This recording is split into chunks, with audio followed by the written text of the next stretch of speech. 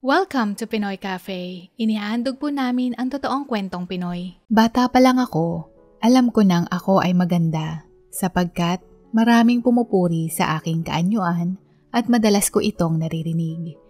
Nagbigay ito sa akin ng kumpiyansa, bilib sa sarili na kaya at magagawa ko ang aking nais. Mas lalo ko lamang itong napatunayan nung ako ay nag-aral ng sekundarya dahil marami ding mga kaklasikong mga lalaki ang nais manligaw, nagbibigay ng regalo, mapatsokolate, candy o simpleng bote ng soft drinks. Marami akong natatanggap. Madalas akong naililibre kahit na hindi ako nagpapalibre. Kaya sa tingin ko, maganda ang epekto ng pagkakaroon ng magandang itsura. Subalit, ang buhay ko ay hindi perpekto. Biniyayaan man ako ng magandang kaanyuan pero ang estado o level ng aming pamilya ay maihahalin tulad ko sa isang kapuspalad. Bagamat nakakakain kami araw-araw pero sapat lamang ito, ang kita ng aming mga magulang para malagyan lamang ang aming sikmura. Ang pagbili ng mga iba pang mga bagay ay madalas inuutang pa ng aking ina, maging ang panghanda sa aming kaarawan o hindi kaya ay handa sa Pasko o Bagong Taon. Kaya wala akong maalala na hindi natatapos ang gabi na walang pinagkakautangan ang aking ina. At dahil madalas akong nakatatanggap ng mga regalo mula sa mga nais manligaw, pakiramdam ko yung mga kakulangan sa bahay namin dito ko nakukuha. Ang simpleng nais kong kumain ng tsokolate, sorbetes o isang meal sa isang fast food restaurant ay nakakamit ko dahil sa mga libreng binibigay sa akin. Hindi lang iyan, kung sa labas na kaanyuan ako ay biniyayaan ng ganda, pero sa talino ay hindi ako masyadong pinalad. Kumbaga, beauty lang, pero walang super brain. Nakakapasa naman ako sa mga asignatura ko, pero ang makakuha ng mga nasa 9 na marka ay hirap na hirap akong makuha ito. Ang kagandahan din ang ginamit kong dahilan upang hindi ako sumagot ng ni isang manliligaw kahit na meron akong napupusuan nung ako ay nag-aaral pa lamang. Napagtanto ko na kapag meron akong sinagot na lalaki, ang tanging napili kong kasintahan lamang ang magbibigay ng regalo sa akin. Hindi ko na maaaring tanggapin ang iba pang nais magregalo. At mahigit sa 5 regalo ang natatanggap ko kada araw. At syempre, kung ang kasintahan ko lamang ang magbibigay sa akin ng regalo, malaki ang posibilidad na hindi ako makakatanggap ng regalo araw-araw mula sa iba't ibang mga tao. At imbes na higit sa isang regalo ang matatanggap ko, ay isa lamang. Kaya mas maigi nang wala akong sagutin upang magpatuloy ang mga nais magbigay sa akin. Naisip ko na maaari akong bansagang manggagamit dahil sa ginagawa ko pero ipinagkibit balikat ko lamang ito at hindi ito pinansin dahil sa una pa lang, wala ako ni isang pinilit na bigyan ako. Sila mismo ang nagkukusa, kaya hindi ko maaaring parusahan ang aking sarili, hingi lamang sa desisyon ko. Nung nakatapos ako ng sekundarya, alam ko nang malabo akong makapag-aral ng kolehiyo, kaya naman naisip kong magtrabaho at saka pag-aralin ang sarili ko. Muli, sa taglay kong kagandahan, hindi ako nahirapang humanap ng trabaho. Nakapasok ako sa isang pribadong kumpanya bilang information desk o receptionist. Madali lamang ang trabaho matapos akong sumailalim sa isang linggong training. Babatiin ang mga bisita, palaging nakangiti at mag-a-assist sa mga nais magtanong o mag-transfer ng extension number sa departamento ng aming opisina. Sa paglipas ng panahon, nais kong maging sekretarya ng isang manager o mas mataas na posisyon. Nung unang araw ko ng pasok, habang ako ay nakaupo sa lobby at pinagmamasdan ang lahat ng mga pumapasok at lumalabas, meron akong napansing isang babae. Maganda ang kanyang kasuotan, nakasuot ng takong at mukhang sopistikadang tingnan. Sa mga araw na siya ay pumapasok, napansin kong hindi siya umuulit ng damit. Hindi katulad ko na merong uniforme na parang pang waitress sa isang kainan. Mula sa ayos ng kanyang buhok, Mga palamuting suot sa kanyang katawan, hindi ko mapigilang humanga. Kaya naman, napagkamalang ko siyang isa sa mayroong mataas na posisyon. Pero hindi pala. Siya ay sekretarya ng isang executive sa finance department ng aming kumpanya. Wow, ang ganda niya. Ganoon din ang gusto kong trabaho, wika ko sa sarili ko. Dahil sa nais kong matupad ang pangarap kong ito, natuklasan kong maari akong kumuha ng kursong Office Administration ng 2 taon. Bagay na mas lalong nagpakumbinsi sa akin na itong propesyong ito ang nais kong makamit, kaya pinilit kong mag-aral at makatapos sa kursong ito. Hindi man madali ang pinagdaanan ko pero nung oras na matanggap ko ang aking diploma, malaking pagmamalaki ang naramdaman ko para sa sarili ko at simula na din ang hakbang ko patungo sa pangarap kong trabaho. Sa parehong kumpanya, nag-apply ako bilang clerk at ako ay natanggap. Pinag-igihan ko ito para mapansin ang aking husay upang madali akong ikonsidera sa oras na maghanap sila ng bagong sekretarya. Nagtrabaho akong clerk mahigit ng 3 taon bago ako na talaga bilang sekretarya ng isang executive assistant ng buong kumpanya. Ang boss ko ay may 15 taong gulang ang tanda sa akin. Istrikto at walang lugar sa pagkakamali. Naranasan ko ito nung isang beses nagkamali ako ng iisang numero lamang na nakasulat sa file. Ang pagkakamaling ito ay naapektuhan ang nilalaman ng data. Hindi ko makakalimutan ang nasigawan niya ako sa harapan ng iba pa naming mga kaopisina. Nais kong umiyak ora mismo noong mga sandaling iyon. Pero kung uunahin ko ang aking emosyon at hindi ayusin kaagad ang pagkakamaling iyon, mas lalo akong may iyak kung matanggal ako sa trabaho. Kaya naman, ang pagkakamaling iyon ay dali-dali kong inayos, makabawi man lang ako sa mali kong nagawa. Matagumpay kong naayos ang file na iyon bago ang oras ng kanyang nakatakdang meeting.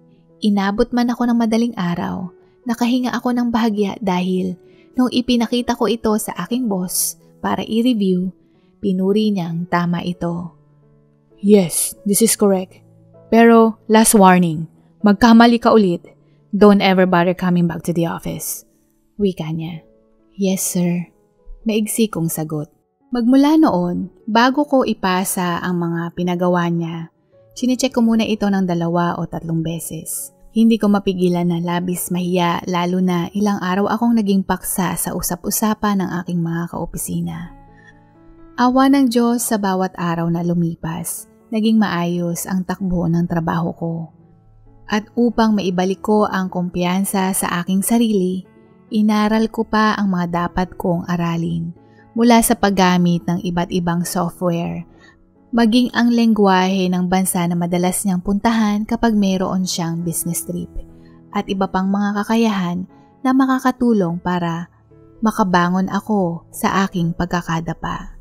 Lahat ng pagsisikap na ito ay nagbunga dahil dito rin napansin ng boss ko ang kakayahan ko at paminsan-minsan nakakatanggap ako ng papuri na good job. Na kapag naririnig ko ito, hindi ko mapigilang mapangiti na para akong estudyante sa kinder na natutuwa kapag naririnig ang salitang ito mula sa kanilang guro, na mas lalong nagbibigay gana at sigla sa aking araw. Lumipas ang 2 taon, kayang-kaya kong gawin ang mga tungkuling nakatalaga sa akin kahit ako ay nakapikit. Mula sa mga data, pag-ayos ng mga files, maging ang kanyang personal errands, meeting schedule at reminder.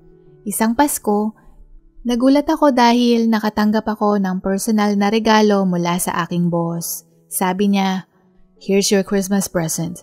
A token of my gratitude because you made my job easier. Job well done, Stella. Merry Christmas." Oh wow, sir! Thank you so much po and Merry Christmas din po. Wika ko ng may ngiti, sabay sabit ng aking buhok sa tainga at halata ang kilig. Kasabayan nito, hindi na ako makapaghintay na buksan ang regalo sa oras na makauwi ako ng bahay. Hindi ko mapigilang mapatili nung oras na buksan ko ito dahil iyon ang unang pagkakataon ko na makatanggap ng isang mamahaling designer bag. Ang mahal-mahal nito, pero salamat talaga sir. Talagang pinasaya mo ako sa Pasko ko ngayong taon. Sambit ko sa sarili ko. Naisip ko, syempre, dapat kapag ganoon ang bag na gamit ko, maganda din dapat ang kasuotan ko. Ginamit ko ang kalahating halaga ng aking bonus para bumili ng magandang damit para sa aking pagpasok. Nung sinukat ko ito sa salamin, dito ko lamang nakita ang sarili ko na isa na akong ganap na sekretarya na katulad ng mga babaeng nakikita ko lamang sa labi noon. At syempre, mas lalong lumutang ang kagandahan ko sa bagong estilo ng aking pananamit, magandang sapatos na may takong at bag na isa na akong tunay na sopistikadang babae. At para makumpleto ang aking look, sinamahan ko din ito ng mga accessories at kape na popular na bitbitin sa aking opisina. Mula sa simpleng babae, malaki ang aking naging transformasyon na nung pumasok ako, ang lahat ng mga mata nila ay nasa akin. Nung mga sandaling iyon ay perpektong senaryo na inimahe ko na katulad ng isang ganap sa pelikula na yung bidang babae na mula sa pangit na itsura, nagpa-makeover at lutang na lutang ang kanyang kagandahan na habang naglalakad siya, may wind effect at nagbabounce ang kanyang perpektong wavy long hair. Ganoon na ganoon ang nakikita ko sa sarili ko nung mga oras na pumasok ako sa opisina gamit ang bagong bag, damit, sapatos, palamuti at ang bitbit na kape. Wow, Stella, you look great! Papuri ng isa kong kaopisina. Hindi na rin ako magtataka na napansin din ito ng aking boss at maging siya ay pinuri ako. Dito na din nagsimula ang mas magandang trato sa akin ng boss ko. Nung araw ng aking kaarawan, nakatanggap ako muli ng regalo sa kanya at gaya ng inaasahan, mamahalin ito. Isa na namang luxury bag mula sa ibang brand. Hindi lang iyan, kapag meron siyang business trip, kasakasama na din ako. Mapa-internasyonal o mapalokal, lahat ng galaw niya, naroon din ako. Tila ba, nasa rurok ako ng bundok, mula sa ilalim, unti-unti akong nakakabangon. Mula sa mga utang ni nanay na lahat, nabayaran ko na. Nakapagpaaral din ako ng aking kapatid, nakakapagpaabot-abot sa aking mga magulang, at meron ding natitira para sa aking sarili. Kaya wala na akong hihilingin pa, maliban na lang ang magkaroon ng isang karelasyon. Subalit, ang una kong naging karelasyon ay malayong malayo sa inimahe ko. Isang gabi, habang kami ng boss ko ay nasa business trip, kumatok siya sa aking kwarto. Pinagbuksan ko ito dahil baka may importanteng kailangan. At nung pagbukas ko ng pinto, pumasok siya ng kwarto ko at umupo sa upuan. Nagtataka ako at naisip ko, baka nakalimutan niya ang sasabihin niya. Pagsara ko ng pintuan at tinanong siya kung may problema ba, nagsalita siya ng, I think I like you, Stella. Nung marinig ko iyon, ibig ba niyang sabihin ng like, gusto niya yung ginagawa ko sa trabaho? Yun ang tumatakbo sa isip ko. At dahil hindi ko pa maunawaan ang kanyang ibig sabihin, hindi ako sumagot at nag-intay lamang muli sa kanyang susunod na sasabihin. Maya-maya pa, tumingin siya sa akin habang ako ay nakatingin sa kanya. Tumayo siya sa kanyang kinauupuan at bigla niyang inilapat ng bahagya ang kanyang labi sa akin. At ako ay hindi nakagalaw na para akong naging isang statwa. Pagtingin niya sa akin habang hawak niya ang aking muka at inulit niya muli ang kanyang sinabing I like you. Sa normal na katinoan ng pag-iisip ng isang tao, ang dapat kong reaksyon ay lumayo, sumigaw o itulak siya. Dahil una sa lahat, bawal ito sapagkat siya ay mayroong asawa at mga anak. Pangalawa, immoral ito, hindi tama at bawal na bawal ito sa pulisiya ng aming kumpanya. Ngunit nung mga oras na iyon, hindi ganoon ang reaksyon ko. Kundi ako ay napangiti ng bahagya at ako ay kinilig na ang reaksyon kong iyon ay sumasang-ayon. Ang katawan ko ay kusang gumalaw at hinawakan ko ang kanyang muka. Hindi ko man naisip marahil ako din ay may gusto sa kanya. Marahil na nung unang beses akong nakatanggap ng regalo at kaya marahil nakakaramdam ako ng kilig na posibleng makakasagutan kung bakit hindi ako tumutol. Mula sa simpleng halik, nakaramdam ako ng init. Init na nakakapaso at hindi ko mapigilan ang aking sarili. Hindi na ako nag-isip at hinayaan ko ang katawan kong gumalaw. Dito nagsimula ang pakikipagrelasyon ko sa kanya at ang aking pagsisimula bilang isang kerida. Ang relasyong ito ay bawal man pero labis na biyaya ang aking natatanggap. Kung noon, nakakatanggap lamang ako ng regalo pero nung unang buwan namin bilang magkasintahan, niregaluhan niya ako ng isang condominium na nakapangalan sa akin.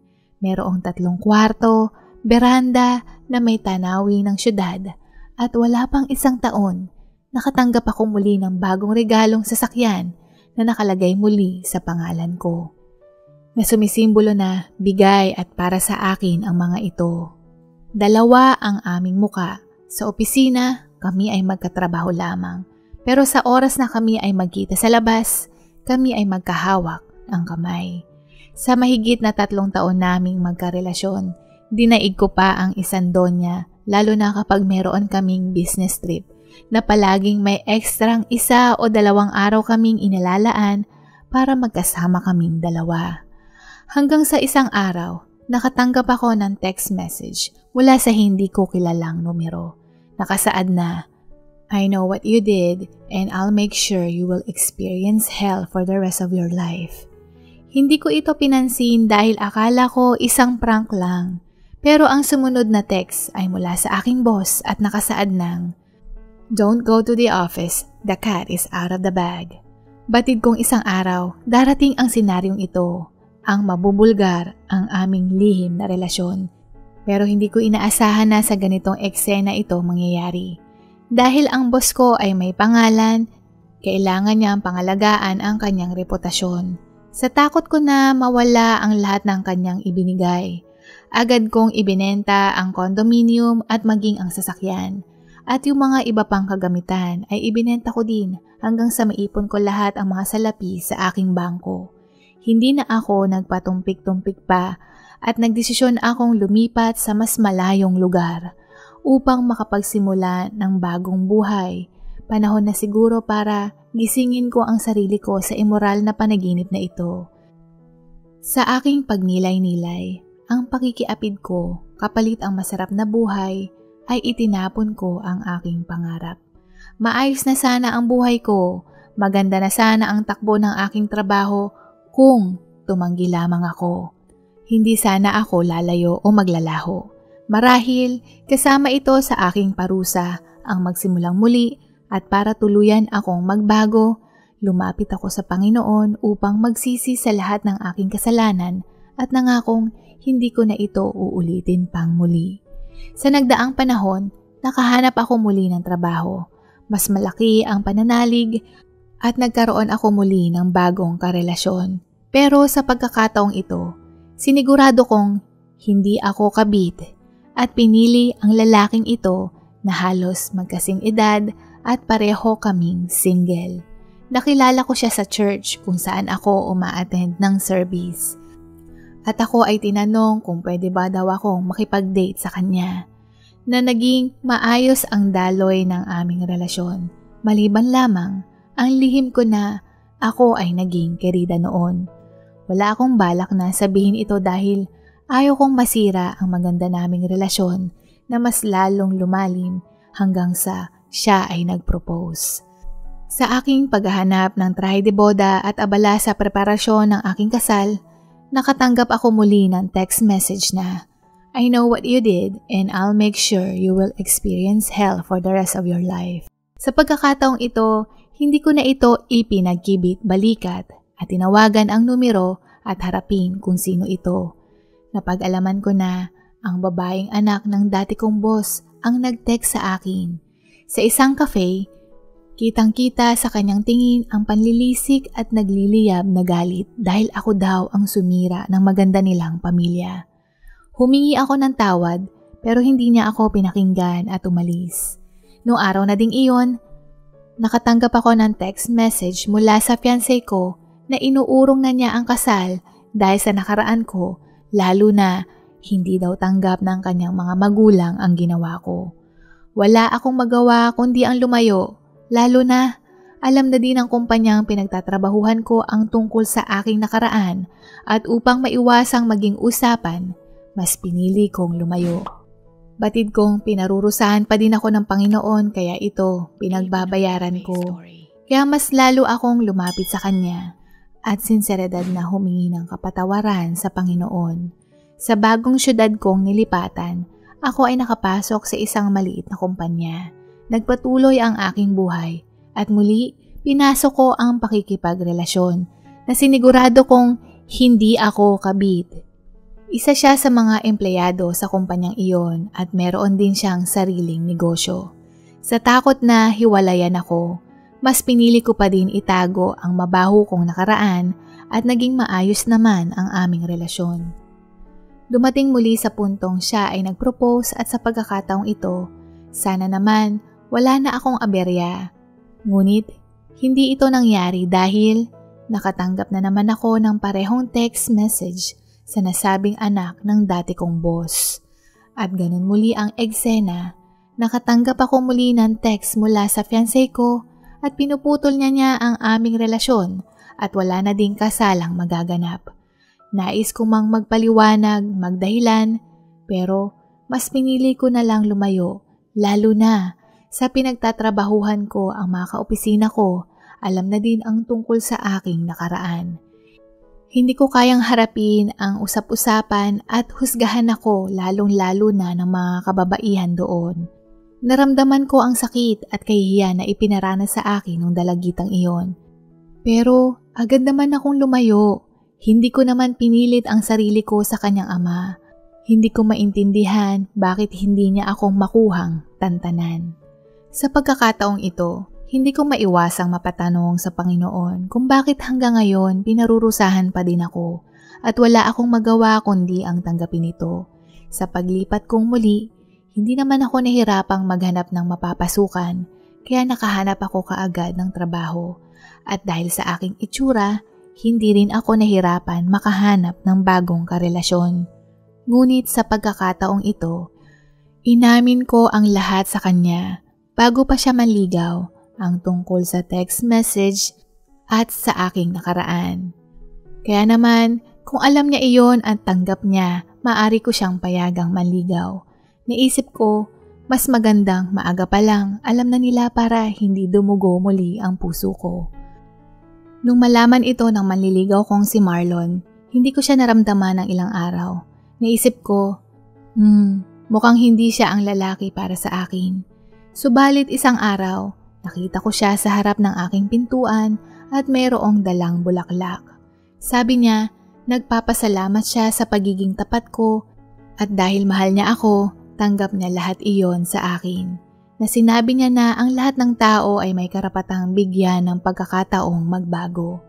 Sa pangatlong pagkakataon, ako ay na-engage muli at inaasahan ko nang makakatanggap ako muli ng text message. At hindi nga ako nagkamali dahil kahit na ilang mga taon na ang lumipas, ang anak ng dati kong boss, ang kanyang puso ay puno pa din ng puot at suklam. Akala niya ako lamang ang kikitain niya sa isang cafe, pero laking gulat niya nang makita din doon si Marlon. Na alam ni Marlon ang totoo, na alam din ni Marlon ang tungkol sa kanya. At sa pagkakataong ito, ako ay lumuhod at taos-pusong humihingi ng kapatawaran sa kanya. Batid kong hindi mo ako mapapatawad at habang buhay ko itong pagsisisihan. Pero anuman ang danyos na nagawa ko, hindi ko na maibabalik pa ang nakaraan at ang tanging magagawa ko lamang ay ang humingi sa iyo ng patawad at sana balang araw ay mapatawad mo ako. Wika ko ng may sinseridad at pinunasan ang luhang pumatak sa aking pisngi. Ayon sa kanyang kwento, siya daw ang nakakita sa amin ng kanyang ama noon sa isang restauran at magmula noon, sinubaybayan niya ako pero hindi niya inaasahan na makikita ng kanyang ina ang mga lihim na litratong kuha niya namin ng kanyang ama. At ito ang naging dahilan kung bakit binawian ng kanyang ina ang sariling buhay nito. At sa pagiging ulila, ako ang sinisisi niya sa pagkawala ng kanyang ina. Nung marinig ko iyon, hindi ko alam ang pinsalang naging resulta sa ginawa ko. Kaya muli akong humingi ng kapatawaran. Iha, hindi malalagay sa tahimik ang puso mo kung hindi ka magpatawad. Kung ang ating Diyos marunong magpatawad, tayo pa kaya? Si Stella, nakita ko na pilit niyang itinutuwid ang kanyang pagkakamali. Lahat tayo may karapatang bumangon muli. Subukan mong lumapit sa Panginoon. Hindi madaling maghilom at alam kong panahon lamang ang makakapagsabi, pero ipagdadasal kong makamit mo ang kapayapaan at katiwasayan sa iyong puso. Wika ni Marlon na mas lalong nagpaluha sa dalagita at ito ay humaripas ng takbo palabas ng cafe. At iyon na ang huling sandali na nakita ko siya. Sa ngayon, kasal na kami ni Marlon, ang lalaking tanggap ang buong pagkatao ko at nagbigay sa akin ng pangalawang pagkakataon upang maituwid ko ang pagkakamaling iyon. Hindi na ako nakakatanggap ng text messages mula sa dalagitang iyon, pero ang dasal ko lamang ay sana matagpuan din niya ang kanyang sariling katahimikan at kapayapaan ng kanyang puso kung saan man siya naroroon. Dito na po nagwawakas ang kwento. Maraming salamat po. Maaari niyo po ring bisitahin ang pangalawa po naming channel na Pinoy Cafe Shorts. Muli, huwag niyo pong kalimutang i-click ang like and subscribe. Take care and be safe everyone. God bless you. Bye! Comments of the day. Mario Samson, Annie Matila, Marlene Rizon.